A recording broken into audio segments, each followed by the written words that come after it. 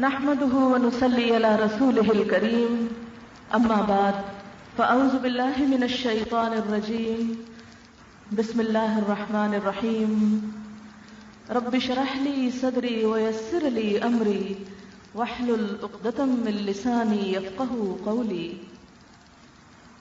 ہماری آج کی گفتگو کا موضوع ہے تربیت اولاد۔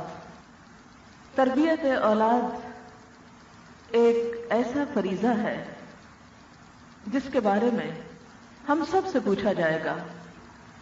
جیسا کہ آپ جانتے ہیں کہ اللہ تعالیٰ نے ہمیں جو بے شمار نعمتیں عطا کی ہیں ان میں ایک بہترین نعمت جو ہمارے لیے خوشیوں کا سبب ہے، راحتوں کا سبب ہے، ہماری آنکھوں کی ٹھنڈک ہے، اور جس کی طلب اور تمنا انبیاء علیہم السلام بھی کرتے رہے، وہ نعمت اولاد کی نعمت ہے۔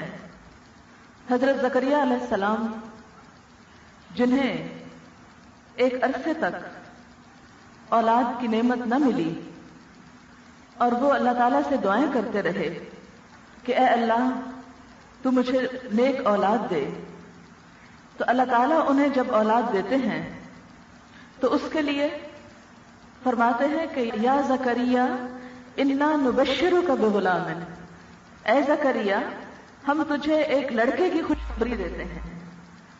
تو گویا اولاد والدین کے لیے ایک خوشخبری ہے، ایک خوشی کی بات ہے، ایک انعام ہے، ایک نعمت ہے۔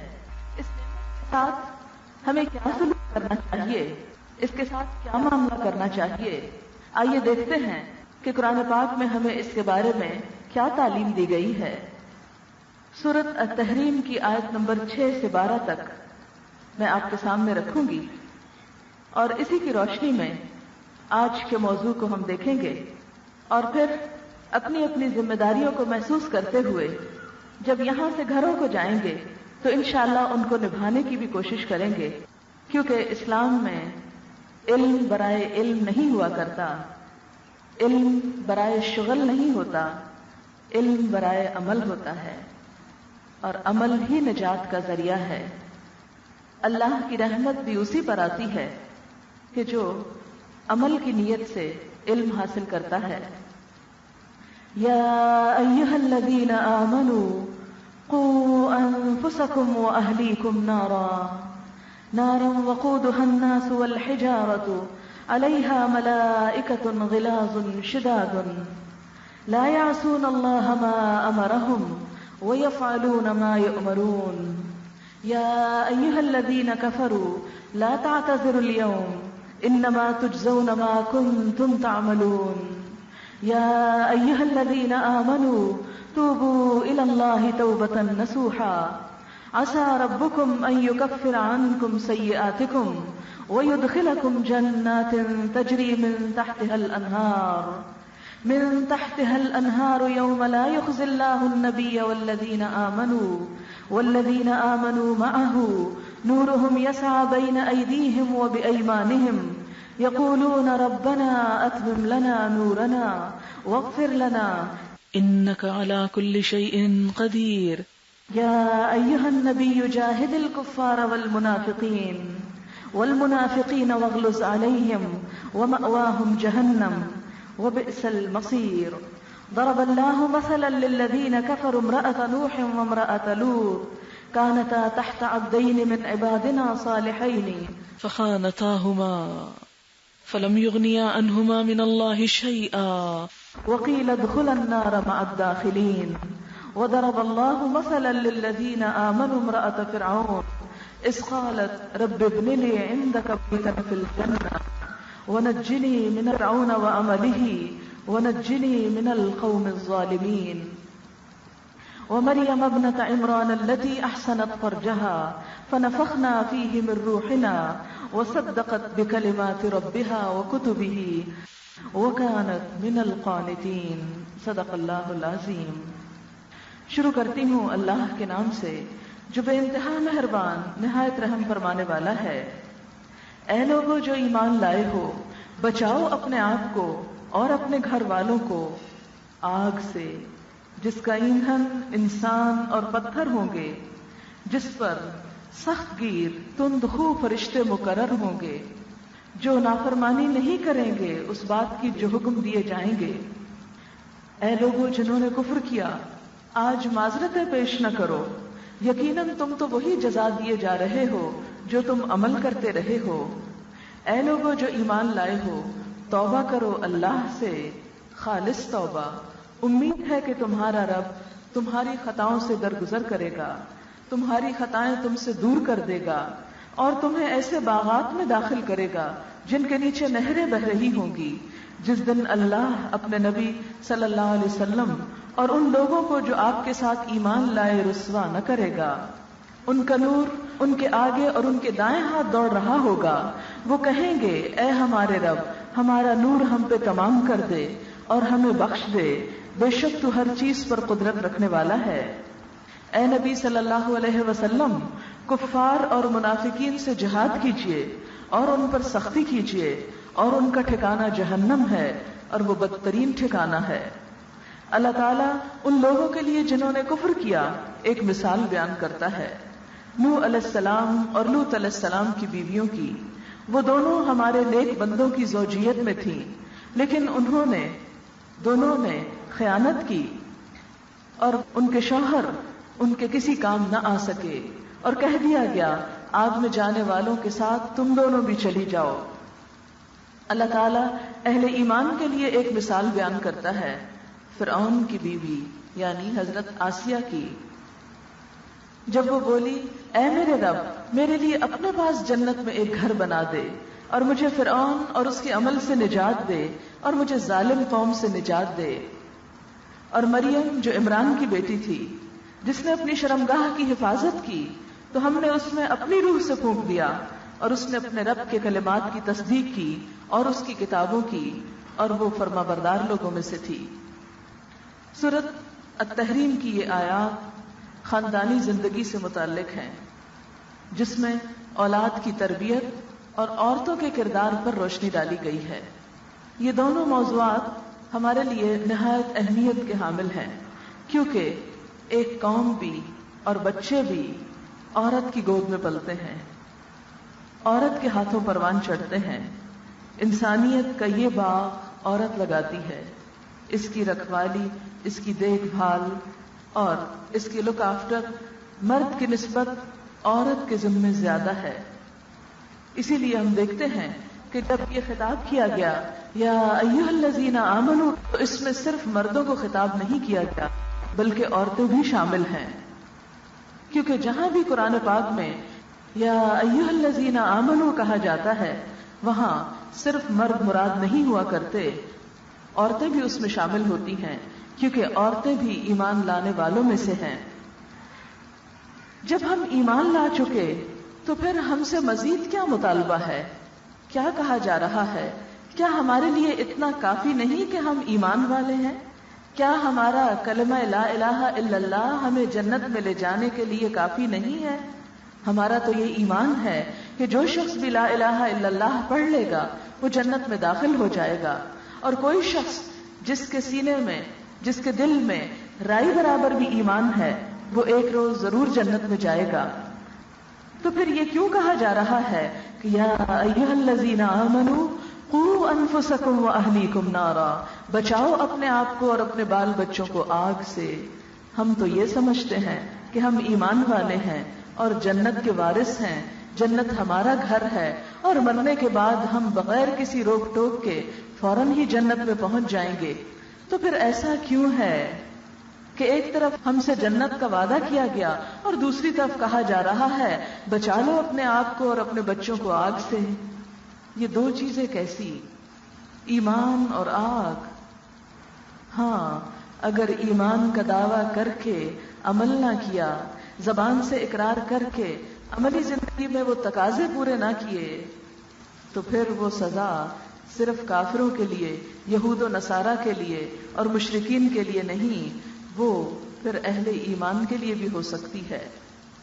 اسی لیے ہم دیکھتے ہیں کہ قرآن پاک میں متعدد جگہوں پر اہل ایمان کو بھی اس سے بچنے کی فکر کرنے کی تلقین کی گئی، اور دوسری طرف جب ہم حدیث دیکھتے ہیں تو صحیح بخاری کی روایت میں آتا ہے کہ کچھ لوگ ایسے ہوں گے کہ جو اپنے برے اعمال کی وجہ سے جہنم میں جا پڑیں گے، اور ہر شخص جتنے جتنے اس کے برے عمل ہوں گے، اگر اللہ تعالیٰ نے اس کو معاف نہ کیا اور اس سے درگزر نہ کیا تو پہلے اسے جہنم میں سزا بھگتنا ہوگی۔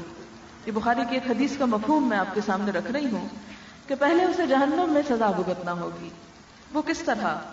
میدان حشر کا نظارہ آپ سب کو معلوم ہے، قرآن پاک اگر آپ پڑھیں تو آپ کو معلوم ہوگا کہ ہم میں سے جو شخص بھی دنیا سے رخصت ہو رہا ہے وہ ایک انتظار گاہ میں برزخ میں پہنچ رہا ہے، جس سے قبر بھی کہا جاتا ہے۔ اس قبر میں اس زمانے کے لوگ بھی جو حضرت آدم کے دور میں فوت ہوئے اور آج کے دور بھی، ایک اندازے کے مطابق دنیا میں ہر روز 10 لاکھ آدمی مرتے ہیں۔ یعنی یہ جدید جو دنیا نے ترقی کی اور حساب کتاب میں بہت ترقی ہوئی تو 10 لاکھ لوگ روز مرتے ہیں، اور 10 لاکھ لوگوں کو روزانہ قبر یا زمین اپنے اندر سمیٹ لیتی ہے۔ اگرچہ اس سے زیادہ پیدا بھی ہوتے ہیں، لیکن معلوم نہیں کس دن ان 10 لاکھ کی لسٹ میں ہمارا نام بھی آ جائے، کیونکہ آنا تو ہے نا ایک دن۔ تو بہرحال ہر روز جو لوگ دنیا سے رخصت ہوتے ہیں وہ اس انتظار گاہ میں جا رہے ہیں، اور پھر وہ انتظار گاہ بھی ہر ایک کے عمل کے مطابق اچھی یا بری ہے۔ اگر اچھے عمل ہیں تو وہ قبر بھی جنت کے باغوں میں سے ایک باغ بن جاتی ہے، اور اگر اعمال برے ہیں تو وہ جہنم کے ٹکڑوں میں سے، جہنم کے قید خانوں میں سے ایک قید خانہ بن جاتی ہے۔ بہرحال جب مدت ختم ہوگی تو پھر سور پھونکا جائے گا، جتنے بھی زندہ لوگ ہوں گے وہ سب مر جائیں گے، اور پھر وہ مرے رہیں گے۔ پھر جب اللہ سب کو اٹھانا چاہے گا پھر ایک اور سور پھونکا جائے گا، جس کے بعد اگلے پچھلے قبروں میں پڑے ہوئے، مٹی میں ملے ہوئے، مٹی ہو چکے، ہواؤں میں اڑے ہوئے، پانی میں بہے ہوئے، ہر جگہ سے لوگوں کو سمیٹ کر اکٹھا کر کے لے آیا جائے گا۔ بہت سے لوگ یہ کہتے ہیں کہ بھلا یہ کیسے ممکن ہے کہ ایک شخص جو جہاز کے کریش میں مر جاتا ہے اور اس کی باڈی کئی میلوں تک پھیل جاتی ہے، سوکھ سڑ کے ہواؤں کی نظر ہو جاتی ہے، کچھ پانی میں بہہ کے مر جاتے ہیں، ان سب کو بھلا کیسے عذاب ہوتا ہے اور کیسے اکٹھا کیا جائے گا؟ اس کی وضاحت خود نبی صلی اللہ علیہ وسلم نے ایک حدیث کے ذریعے ہمیں بتا دی کہ بنی اسرائیل کا ایک شخص تھا تو اسے مرنے سے بہت ڈر لگتا تھا کہ مر کے حساب دینا ہوگا، اور عذاب قبر سے ڈرتا تھا۔ تو اس نے اپنے بچوں سے کہا کہ بچوں جب میں مر جاؤں تو مجھے دفنانا مت، تو میرے جسم کو جلانا اور اس کو بالکل راکھ بنا لینا، اور ایک حصہ پانی میں بہا دینا، دوسرا ہوا میں اڑا دینا، اور تیسرا مٹی میں ملا دینا، تاکہ اللہ تعالیٰ میرے جسم کو دوبارہ نہ اکٹھا کر سکے، مجھے دوبارہ نہ اٹھائے، مجھے قبر کے عذاب سے بچا لے۔ اب ہوا کیا کہ جس وقت وہ شخص مرا اور اس کی اولاد نے اس کو جلا کے اس کی راکھ کو 3 حصے کر کے پانی میں بہایا، مٹی میں ملایا اور ہوا میں اڑایا، تو اللہ تعالیٰ نے ہوا کے فرشتوں کو حکم دیا جاؤ اور اس کی راکھ کا ایک ایک ذرہ جمع کر لو، اور وہ لپ کے اور انہوں نے وہ سب اکٹھا کر لیا۔ پانی کے فرشتوں کو حکم دیا جاؤ ایک ایک ذرہ پانی میں سے نکال لاؤ، وہ نکال لائے۔ اسی طرح زمین کے فرشتوں کو حکم دیا اور ان سارے فرشتوں نے اس کے سارے ذرات جمع کر دیے۔ یہ میں کہانی اپنے پاس سے نہیں سنا رہی، الصادق الامین نبی کریم صلی اللہ علیہ وسلم کی بیان کردہ ہے۔ پھر کیا ہوا کہ اس سارے اس کے جسم کے اجزاء کو جمع کیا گیا اور ایک کن کہہ کے انسان کو دوبارہ کھڑا کر دیا گیا اور پوچھا گیا بتا تو نے یہ کیوں کہا تھا؟ کیا تو نے یہ سمجھا تھا کہ اللہ اس پر قادر نہیں؟ تو آج کے دور کے جو لوگ یہ سمجھتے ہیں کہ مٹی میں ملنے کے بعد اللہ شاید اس پہ قادر نہیں کہ وہ عذاب دے سکے، اور ہم یہ کہتے ہیں کہ مٹی میں تو آگ جلتی کہیں نظر نہیں آتی، تو میری بہنوں آج کے دور میں یہ بات سمجھنا کیا مشکل ہے۔ مائکرو ویو میں کون سے شعلے بھڑکتے ہیں؟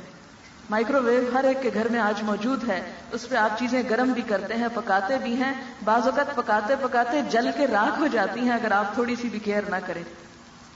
تو وہ وہاں تو کوئی شعلے نہیں ہوتے، کوئی آگ نہیں جل رہی ہوتی، وہ جو تھوڑی سی لائٹ نظر آ رہی تھی وہ بھی لائٹ ہوتی ہے، اس لائٹ پہ نہیں پکتا کچھ، ان ریز کے ساتھ پکتا ہے، اور وہ ریز کوئی آگ نہیں ہے، اس کے باوجود جل گیا سب کچھ، دھواں نکل رہا ہے، اندر سے نکالتے ہیں تو بھاپ نکل رہی ہوتی ہے چیزوں میں سے، تو یہ بغیر آگ کے یہ بھاپ کہاں سے آ گئی؟ آج کے دور میں عذاب قبر کو سمجھنا کچھ مشکل نہیں ہے، اللہ تعالیٰ چاہے تو وہاں سے کوئی ایسی ریز زمین کے دور دراز گوشوں تک پہنچا دے.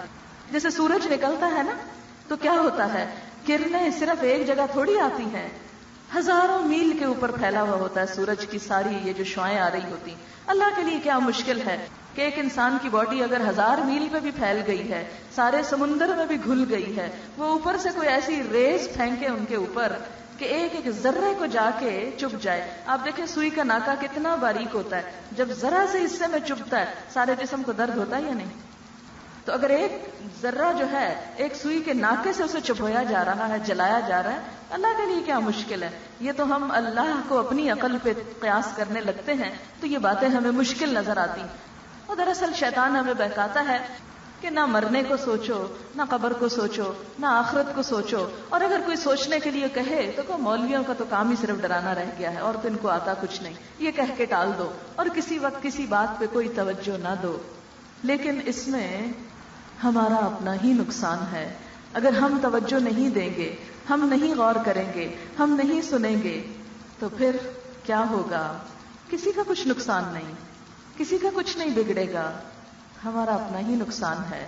میں جو یہاں پر آئی ہوں تو آپ پر کوئی احسان نہیں, آپ جو یہاں پر آئے ہیں مجھ پر یا کسی دوسرے پر کوئی احسان نہیں. ہم میں سے ہر ایک صرف اپنے بھلے کے لیے آیا ہے کہ اپنے رب کی کچھ باتیں یاد دہانی کر لیں اپنے آپ کو. کیونکہ عموماً آپ دیکھیں ایسا ہوتا ہے کہ ایک بات بڑی اہم ہوتی ہے پھر بھی آپ بھول جاتے ہیں, حالانکہ آپ کو پتا ہوتی. دن میں ہر انسان کم از کم ایک بار ضرور یہ جملہ بولتا ہے, او میں بھول گیا. جو شخص خود اپنے لیے دعا نہیں کرتا اس کے لیے کوئی خواہ کتنی ہی کرتا رہے تو اس کو فائدہ نہیں ہوتا. بالکل اسی طرح کہ جیسے اگر آپ خود کھانا نہیں کھاتے تو کسی کا کھایا ہوا آپ کو زیادہ فائدہ نہیں دے گا.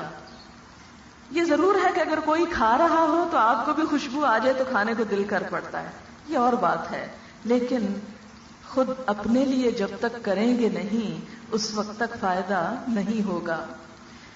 آپ دیکھیں کہ بعض اوقات ایک مریض ریزسٹ کرتا ہے, دوا لینا نہیں چاہتا, کھانا نہیں چاہتا, زبردستی اس کو دی جاتی ہے تو اس طرح اثر نہیں کرتی. لیکن جس مریض کے اندر خود پوٹینشیل ہو, خود اس کا احساس ہو, خود لینا چاہے تو اس پہ دوا جلدی افیکٹ کرتی ہے.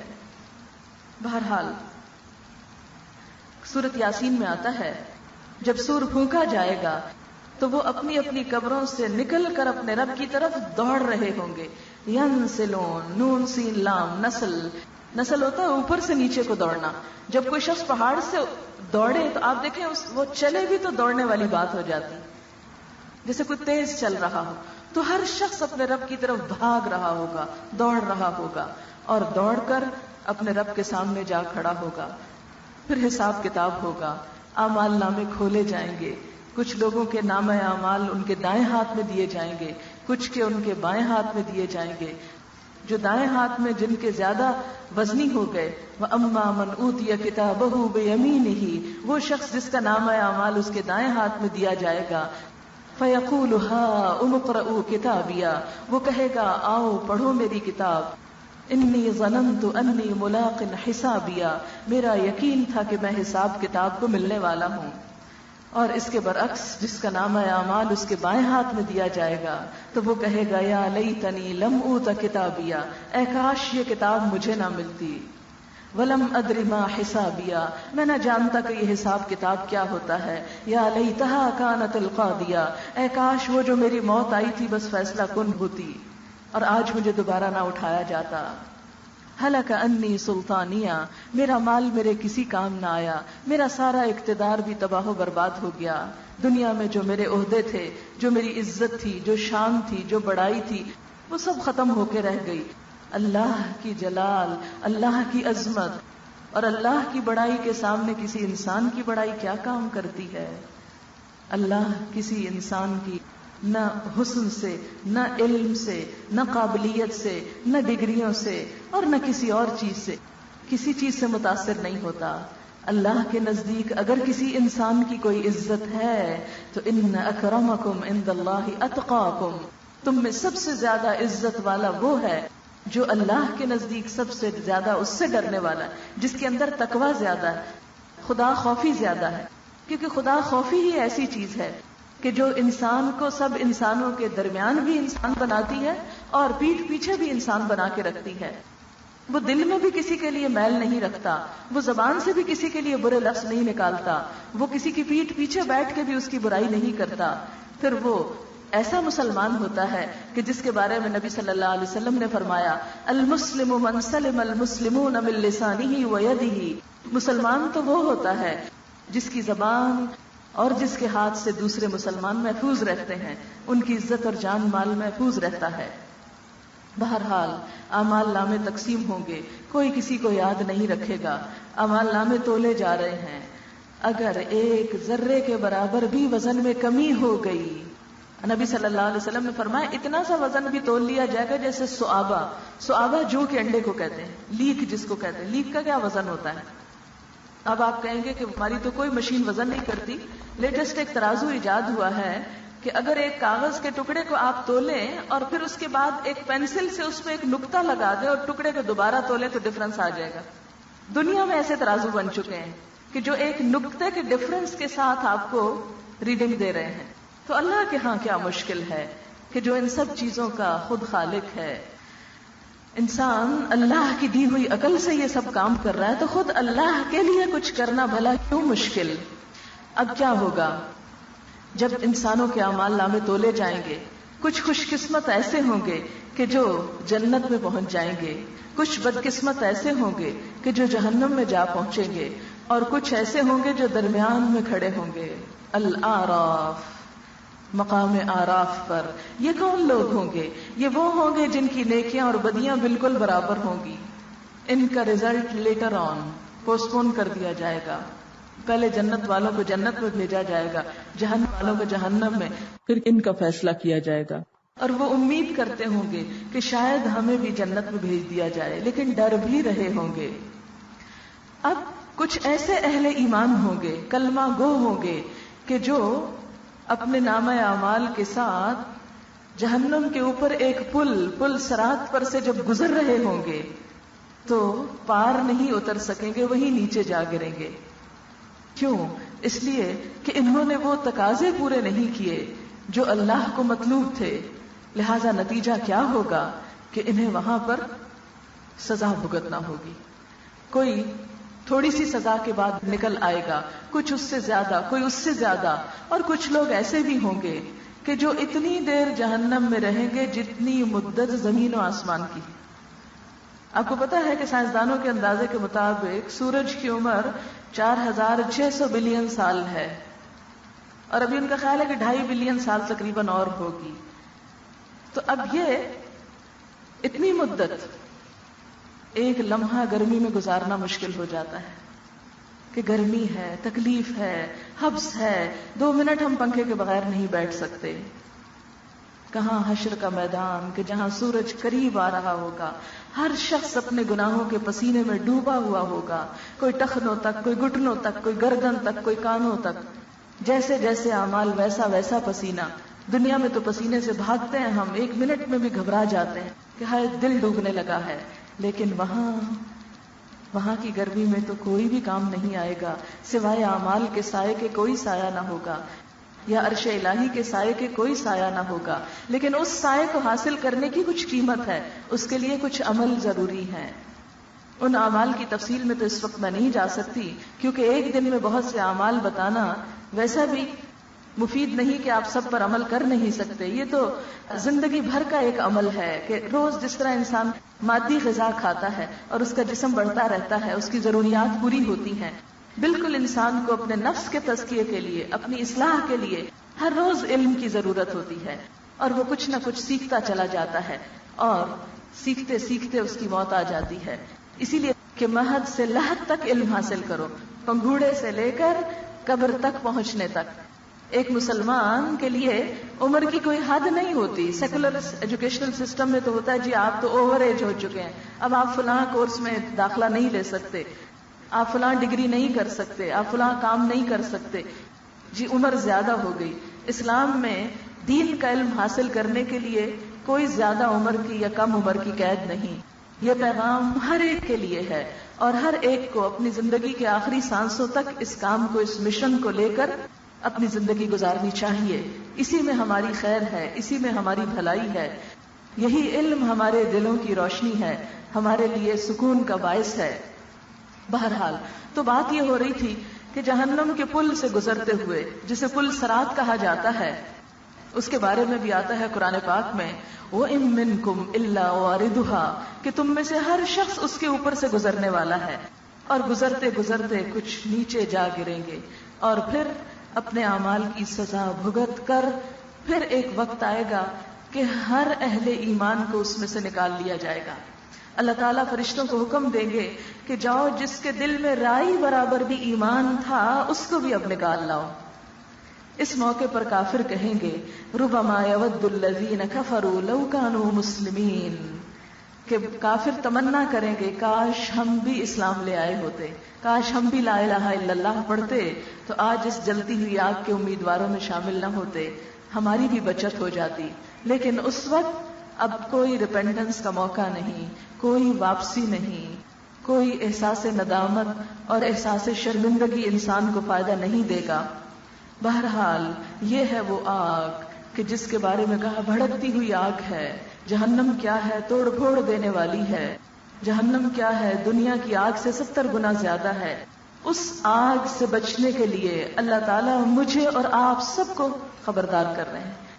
یا ایھا الذین آمنوا قوا انفسکم واہلیکم نارا، اے لوگوں جو ایمان لائے ہو، بچاؤ اپنے آپ کو اور اپنے بچوں کو، اپنے گھر والوں کو آگ سے. ہم سب کے لیے لازم ہے.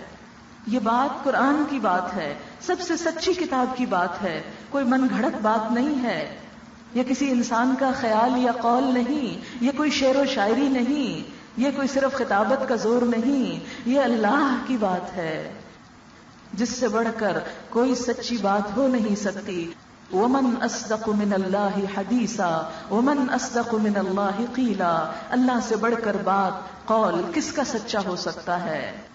کوئی اور نہیں. یہ اس کی بات ہے جس کے پاس ہمیں جا کر حساب دینا ہے. یہ وہ کہہ رہا ہے بچا لو اپنے آپ کو آگ سے اور اپنے گھر والوں کو بھی بچا لو. کہیں ایسا نہ ہو کہ یہ سمجھتے رہو، اس غلط فہمی میں رہو کہ چونکہ کلمہ پڑھ چکے ہیں، چونکہ محمد صلی اللہ علیہ وسلم کی امت ہیں، اس لیے فکر کی ضرورت نہیں.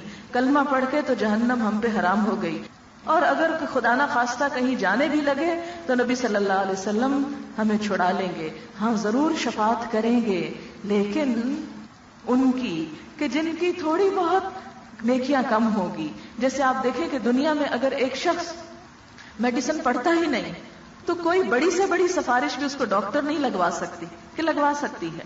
ایک شخص نے الف بے نہیں پڑھی اور اب اس کو شوق آ گیا ہے کہ لوگ مجھے ڈاکٹر کہیں اور میں لوگوں کا علاج کروں، اور وہ روتا ہے پیٹتا ہے، کہتا ہے جو میرے دل میں انسانیت کی بڑی ہمدردی ہے، بڑا دکھ ہے، میں چاہتا ہوں کہ لوگوں کا علاج کیا کروں، مجھے کوئی ڈاکٹر لگوا دے. اور وہ ادھر سے سفارش کروا رہا ہے اپنے لیے. بھلا بتائیں کہ اگر وزیر اعظم بھی سفارش کرے، بل کلنٹن بھی سفارش کرے تو اس کے لیے اس کو ڈاکٹر اپوائنٹ کیا جا سکتا ہے؟ کیوں نہیں کیا جاتا؟ کہ جی امریکہ کا صدر سفارش کر رہا ہے، اس کو لگاؤ ڈاکٹر، آپ نہیں لگاتے. کیوں؟ اس لیے کہ اس کے اندر اہلیت ہی نہیں، اس نے وہ کام کیا ہی نہیں، اس نے وہ پڑھا ہی نہیں، اس کو کوئی تجربہ ہی نہیں.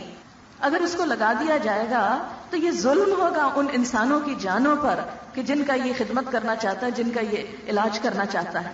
تو بالکل اسی طرح اگر ایک ایسا شخص جو نہ نماز پڑھتا ہے، نہ روزے رکھتا ہے، نہ دین کے کسی شعار کے اوپر چلتا ہے، اور غافلوں کی سی زندگی بسر کرتا ہے، اور وہ شخص جس نے ایک ایک قدم پھونک کر رکھا، دونوں کو جنت میں اکٹھا کر دیا جائے.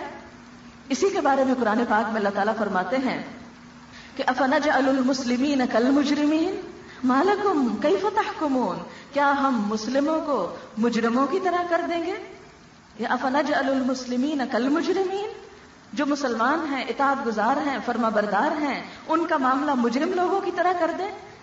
ایک وہ شخص جس نے قربانیاں کی، جس نے اپنا مال خرچ کیا، جس نے اپنا وقت لگایا، جس نے اللہ کی رضا کے لیے، اللہ کی خوشی کے لیے کام کیے، اس کو، اور ایک وہ شخص کہ جس نے دنیا کی شہرت حاصل کرنے کے لیے، دنیا کا مال کمانے کے لیے اور دنیا کے فائدے سمیٹنے کے لیے اللہ کی، ان دونوں کو برابر کر دیا جائے.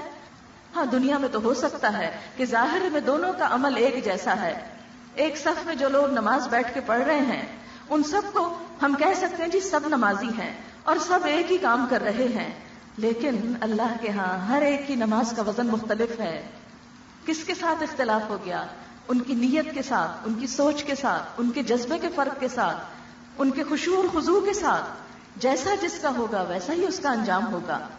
تو اسی لیے یہاں پر جو یہ کہا گیا کہ یا ایھا الذین آمنوا قوا انفسکم واہلیکم نارا، بچاؤ اپنے آپ کو، خود کو بھی اور اپنے بچوں کو بھی. کس سے بچاؤ؟ آگ سے. آگ دنیا کی آگ نہیں، یہ دھوپ نہیں. جیسے ہم مائیں بڑی بوڑھیاں کہتی رہتی ہیں دیکھو بچوں گرمی ہے، دھوپ ہے، باہر نہ نکلو بیمار ہو جاؤ گے. یہ بات نہیں کہی جا رہی یہاں کہ دنیا کی دھوپ سے بچا لو، یا بچوں کو کچن میں نہ جانے دو، یا ان کو آگ کے ہیٹر کے قریب نہ جانے دو کہ وہ جل جائیں گے. نہیں، یہاں آخرت کی آگ کی بات کی جا رہی ہے کہ جو نتیجہ ہے، انجام ہے، بدلہ ہے، صلہ ہے کس چیز کا؟ اللہ کی نافرمانی کا، اللہ سے منہ موڑنے کا، اللہ کی قدر نہ پہچاننے کا. لہذا اس بات کو ہم اگنور نہیں کر سکتے. اللہ کے اس فرمان کو پیٹھ پیچھے ڈال کر خسارہ ہی خسارہ ہوگا. اس لیے ہمیں سوچنا ہوگا، پوچھنا ہوگا کہ یا رب کیسے بچائیں، کیا کریں. جیسے دھوپ سے بچنے کے لیے آپ چھتری استعمال کرتے ہیں، آپ چھت کے نیچے بیٹھتے ہیں، آپ درخت کے نیچے بیٹھتے ہیں، آپ ٹھنڈا پیتے ہیں، صرف ٹھنڈا پانی ہی نہیں شربت ڈال کے اس میں پیتے ہیں کہ کسی طرح اس گرمی کی شدت سے میں بچ سکوں. تو آخرت اس کی آگ سے بچنے کے لیے نہ شربت کام آئے گا، نہ کوئی چھتری کام آئے گی، اور نہ ہی کسی کی سفارش کام آئے گی اگر ہم نے خود اپنے لیے کچھ نہ کیا ہوگا. اس لیے کہ اللہ نے نبی اکرم صلی اللہ علیہ وسلم اور ان کے ساتھیوں کو بھی جو دین دیا تھا، اور خود نبی صلی اللہ علیہ وسلم جن کے درمیان میں رہتے تھے، انہوں نے کبھی یہ نہیں سمجھا، حضرت ابو بکر نے کبھی یہ نہیں سوچا، حضرت عمر نے کبھی یہ نہیں سوچا کہ میری تو حضور صلی اللہ علیہ وسلم سے اتنی دوستی ہے، دن رات کا ساتھ ہے. حضرت عائشہ حضرت ابو بکر کے بارے میں کہتی ہیں اپنے والد کے گھر کے بارے میں کہ میں جب سے ہوش سنبھالی کوئی ایک دن ایسا نہیں گزرا کہ نبی صلی اللہ علیہ وسلم ہمارے گھر تشریف نہ لائے، یا صبح یا دوپہر یا شام، دن میں ایک دفعہ ضرور ہمارے گھر تشریف لاتے تھے. اتنی گہری دوستی تھی. لیکن اس کے باوجود حضرت ابو بکر صدیق رضی اللہ تعالیٰ عنہ نے کبھی یہ نہیں سوچا کہ میرا دوست تو ایک نبی ہے اور روز میرے گھر بھی آتا ہے، اور پھر کیا ضرورت ہے کچھ کرنے کی. وہ یہ سب کچھ جانتے ہوئے غزوہ تبوک جو 9 ہجری میں ہوا، اتنی آخری سال میں اپنے پورے گھر کا سامان اٹھا لائے تھے جنگ میں شرکت کے لیے. اتنی بڑی قربانی اس وقت کی. کیا اتنے سالوں کی دوستی سے ابھی سمجھ نہیں آئی تھی کہ صرف نبی کی دوستی ہی کافی ہے، کچھ کرنے کی ضرورت نہیں؟ ہمیں کیسے یہ خیال آ گیا؟ ہم نے کیوں یہ یقین کر لیا کہ ہمارے لیے عمل ضروری نہیں اور صرف نبی صلی اللہ علیہ وسلم کی امت ہونا کافی ہے؟ یہ کس نے ہمیں سوچ دے دی؟ یہ کیوں ہم اس بھول میں پڑ گئے اور ہم نے ایسے عمل شروع کر دیے کہ کافروں کو بھی شرمائیں؟ امانت، دیانت، صداقت دور سے بھی ہمارے پاس سے نہیں گزری. ہم روز بروز زوال کا شکار کیوں ہوتے چلے جا رہے ہیں؟ ایک طرف ہم اللہ کو مانتے ہیں اور یہ یقین رکھتے ہیں کہ وہ ہر جگہ موجود ہے، پھر نبی صلی اللہ علیہ وسلم کو مانتے ہیں اور ان کی تعلیمات کی ہمیں خبر ہی نہیں، قرآن کو مانتے ہیں، زندگی میں ایک دفعہ بھی سمجھ کے نہیں پڑھا. کیسے مسلمان ہیں ہم؟ کہاں جا رہے ہیں؟ کیا کر رہے ہیں؟ ہمارے لیے سوچنے کا مقام ہے. اسی لیے اللہ تعالیٰ نے فرمایا یا ایھا الذین آمنوا قوا انفسکم واہلیکم نارا، بچا لو اپنے آپ کو اور اپنے گھر والوں کو آگ سے. اور آگ کیسی؟ وقودھا الناس والحجارہ، وہ آگ جس کا ایندھن انسان اور پتھر ہوں گے. پتھر کا کوئلہ تو انجن ہلا دیتا، انجن چلا دیتا، بڑی بڑی بھاری ٹرینیں اس پہ چلتی ہیں، بڑی بڑی فیکٹریاں اس پہ چلتی ہیں. وہ ایندھن اتنا قوت والا، اور انسان جن سے آگ جلائی جائے گی لکڑیوں کی طرح. وقودھا الناس والحجارہ، انسان بھی ہیں اس کا ایندھن اور پتھر بھی ہیں. علیہا ملائکۃ غلاظ شداد، جس پر فرشتے مسلط ہیں جو بڑے سخت گیر ہیں، سنگ دل ہیں، شداد شدید ہیں، ترش روح ہیں. کسی سے ان کی دوستی نہیں، کسی سے ان کی کوئی محبت نہیں، کسی سے ان کی کوئی غرض نہیں. ان کا تو تعلق ان کے رب سے ہے. وہ کیا کرتے ہیں؟ لا یعصون اللہ ما امرہم، اللہ نے جو ان کو حکم دیا اس کی نافرمانی نہیں کرتے. وَيَفْعَلُونَ مَا يُؤْمَرُونَ، جو حکم دیے جاتے ہیں وہ کرتے چلے جاتے ہیں. یعنی اللہ تعالیٰ کے پوری طرح فرما بردار ہیں. عام طور پر ہم یہ سمجھتے ہیں کہ اگر ہم نے ایمان کا دعویٰ کر دیا ہم مسلمان امت میں شامل ہو گئے تو یہی ہماری نجات کے لیے کافی ہو گیا اور ہمارے لیے جنت کا دروازہ کھل گیا. اس کے بعد خواہ ہمارے اعمال کیسے بھی کیوں نہ ہوں، ہم آسانی سے جنت میں پہنچ جائیں گے کیونکہ ہم ایمان والے جو ہیں.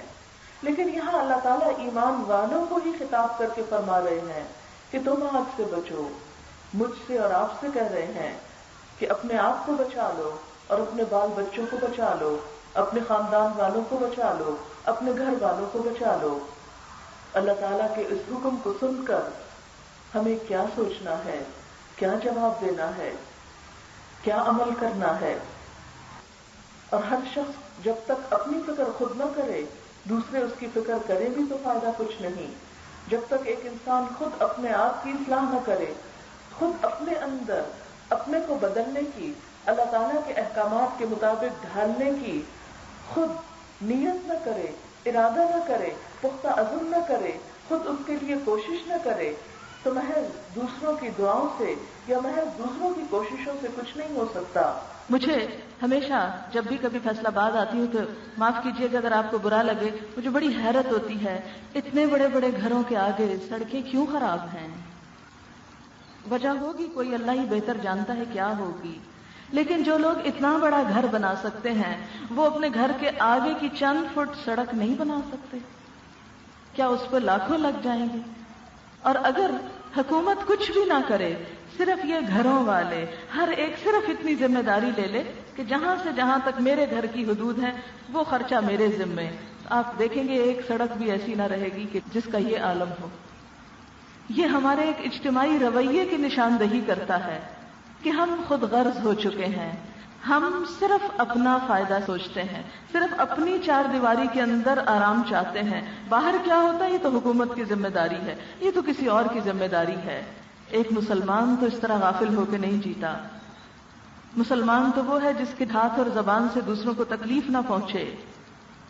یہ ہم کہاں سو گئے کہ دن رات ہر بیمار وہاں سے گزر رہا ہے، ہر دکھی وہاں سے گزر رہا ہے اور وہ جھٹکے کھا رہا ہے اور تکلیف اٹھا رہا ہے. گاڑیوں کا بیڑا غرق ہو رہا ہے، ایکسیڈنٹس ہو رہے ہیں، گندگی کے تعفن اٹھ رہے ہیں اور ہم سو رہے ہیں. کیوں اتنے بے حس اور لاشعور ہو چکے ہم؟ ایک مسلمان قوم کی تو سب سے پہلی شناخت صفائی ہے. صفائی، طہارت. طہارت مسلمان کا سب سے بنیادی شعار ہے. ہمارے جسم، ہمارے لباس، ہمارے گھر، ہمارے گلی بازار طہارت کیوں نظر نہیں آتی؟ کوئی غیر مسلم آ کر ہمارے گلی بازاروں کو دیکھ کے مسلمان ہو سکتا ہے کہ میں بھی مسلمان ہونا چاہتا ہوں تاکہ ایسے ہی معاشرے میں رہوں؟ کیا پرسکون معاشرہ ہے؟ ہم اپنے عمل سے اسلام کی کیا تبلیغ کر رہے ہیں؟ ہم کہاں کھو گئے؟ ہمارے شعور کو کیا ہو گیا؟ لیکن ہمیں یہ سب کچھ دیکھتے ہوئے صرف باتیں نہیں بنانا، ہمیں کرنا ہے کچھ. خواہ اتنا ہی کیوں نہ ہو کہ جیسے حضرت ابراہیم علیہ السلام کے لیے آگ بھڑکائی گئی تھی، اتنا بڑا الاؤ تیار کیا گیا، پوری قوم شریک ہوئی، خود ان کے والدین شریک تھے اس میں، اپنے بچے کو جلانے کے لیے. Can you imagine? تو اس وقت قصہ پڑا تھا میں نے کہیں کہ ایک ابابیل اپنی چونچ میں ایک قطرہ پانی لے کے اڑتی جا رہی تھی اس پہ ڈالنے کے لیے. تو کوئی اس پہ ہنس پڑا کہ دیکھو تمہارے چونچ کے ایک قطرے سے وہ آگ بجھے گی، اس سے کیا فرق پڑے گا؟ اس نے کہا آگ تو نہیں بجھے گی، لیکن قیامت کے دن میں اللہ تعالیٰ کو یہ ضرور بتاؤں گی کہ جب تیرے دوست کو جلایا جا رہا تھا تو میں ان میں شامل نہیں تھی، میں آگ بجھانے والوں میں سے تھی.